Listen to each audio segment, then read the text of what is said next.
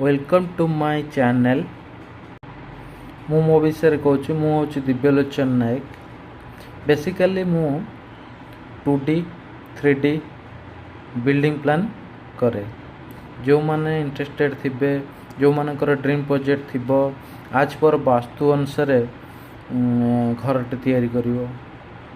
1000-2000 square foot कि duplex तैयारी करिवार थिबो तो से माने मते जोगाजोग करंतु। आमु वास्तु अनुसार से मानकु प्रोवाइड करि परिबी। ड्राइंग प्लान डिजाइन ए सब नै कि निजर ड्रीम अनुसार बिल्डिंग टा आपण निजे तैयारी करिवे। मु गोटे एबे आपन को मोर डिजाइन गोटे देखौ जोटे जाजपुर रे देछि एबे रिसेंट 1000 स्क्वायर फुट। आसंतु देखिए मो प्लान टे। एबे मु बसी ए प्लान टा करूथले। एटा जाजपुर रे दिया हिछि ए प्लान टा। एटा 1000 स्क्वायर फुट रो बिल्डिंग अछि। एटा होछि तार मास्टर बेडरूम। आकु लागी कि गोटे एटा होछि आपनकर आसी जिवो बालकोनीटे। एटा अटैच टॉयलेट। एपटू लागी आ गोटे बेडरूम अछि।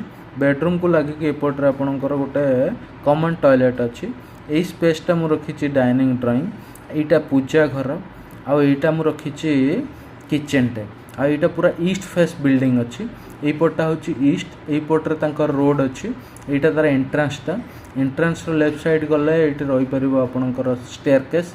आ तार अपोजिट साइड रे एटी इन केस से चाहिबो कि कमर्शियल करिया पई तो एटी ताकू गोटे मु प्रोवाइड करि परिबी लिफ्ट, जोटा कि लिफ्ट से इंस्टॉल करके चलै परिबो। Thank you. जदि भल लागियो नै आसी कमेंट करियो। कमेंट नियाती देबे।